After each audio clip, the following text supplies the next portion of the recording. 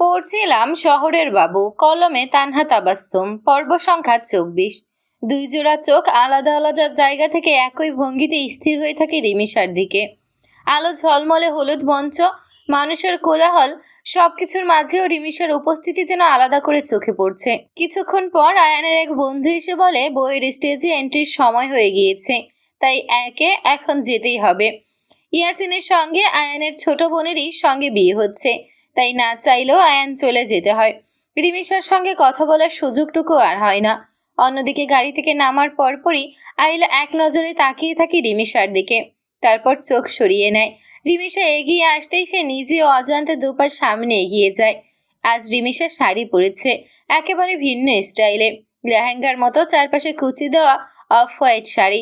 শাড়ির পাড় ও আঁচলের দিকে লাল রঙের কাজ, যার কারণে হলুদের অনুষ্ঠানে অফ হোয়াইট হয়েও একটুও বেমানান লাগছে না। তাই সে ম্যাচিং করে লাল ব্লাউজ, লাল চুড়ি, লাল হিজাব, পার্স সবকিছু নিখুঁতভাবে মিলিয়ে নিয়েছে। নিজের মনেই সে ভাবে, না হলে তো নিজেকেই আজব প্রাণী মনে হতো। শুধুমাত্র আহিল এই শাড়িটা এনে দিয়েছে বলেই আজ এটা পরা, নইলে হলুদের অনুষ্ঠানে সে কখনোই অফ হোয়াইট শাড়ি পরতো না। রিমিশা সামনে আসতে আহিল হঠাৎ বলে ওঠে, পারফেক্ট। রিমিশা থমকে যায়, বুঝতে পারে না কেন এমনভাবে বলল আহিল। তারপর একটু দ্বিধা নিয়ে প্রশ্ন করে, পারফেক্ট বললেন কেন? আর আপনি আমাকে হলুদে অফ হোয়াইট শাড়ি পরতে দিলেন কেন? আহিলের উত্তর সোজা সাপটা, কিন্তু ভীষণ গভীর। ভিড়ের মাঝেও যেন তুমি আলাদা লাগো, সেটার জন্য এই কালারের শাড়ি তাই দিয়েছিলাম।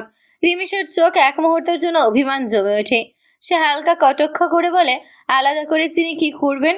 আপনি তো আমাকে দেখলেই ঝাড়ি দেন, নয়তো উল্টোপাল্টা মন্তব্য করেন। আহিল কিছু বলে না, শুধু মনে মনে ভাবে, ওটা তুমি বুঝবে না। সে রিমিশা আর রাইসাকে ভেতরে যেতে বলে, ফরিদা বেগমের সঙ্গে থাকতে বলে নিজে সরে যায়। রিমিশা আর রাইসা এক পাশে বসে, বড়রা গল্পে মেতে ওঠেন। কিছুক্ষণ পর রিমিশার গলা শুকিয়ে আসে, তৃষ্ণা পায়। রাইসা তখন হলুদের স্টেজের দিকে তাকিয়ে এতটাই ব্যস্ত যে কিছুর দিকে খেয়াল করছে না। রিমিশা কাউকে কিছু না বলেই ভেতরের দিকে পানি খুঁজতে চলে যায়। শাড়ি পরার অভ্যাস নেই তার। হাঁটতে হাঁটতে নিচের দিকে তাকিয়ে শাড়িটা একটু উঁচু করে ধরতেই হঠাৎ কারোর সঙ্গে ধাক্কা লাগে।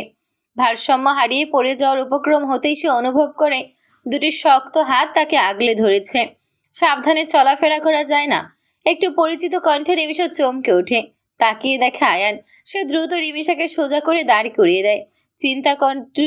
চিন্তিত কণ্ঠে বলে, কোথাও ব্যথা পেয়েছ? কোন দিকে তাকিয়ে হাঁটছিলে?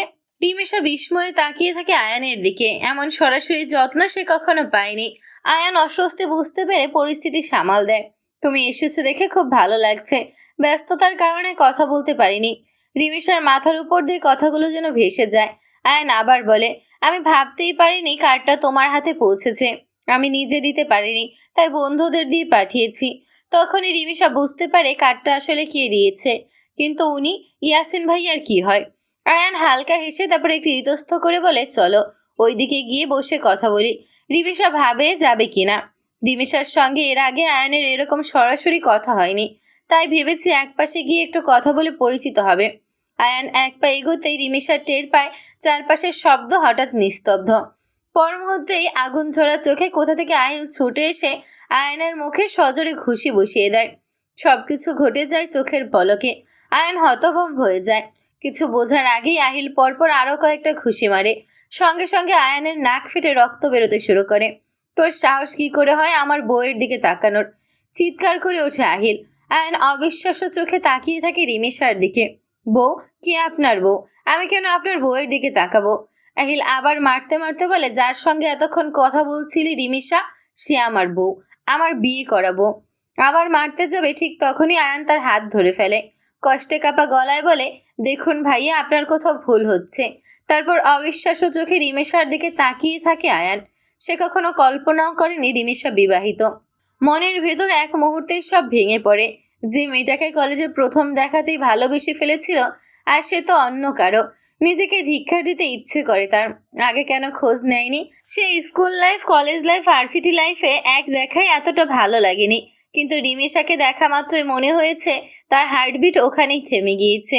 এখন মনে হচ্ছে সে ভুল মানুষের মায়ায় পড়েছে।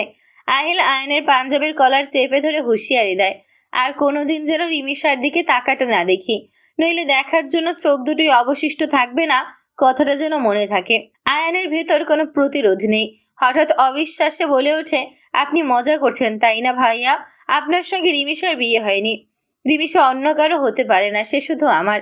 এই কথাটা বলতেই আহিল আবার মারতে শুরু করে আয়ানকে। আয়ান মাটিতে লুটিয়ে পড়ে।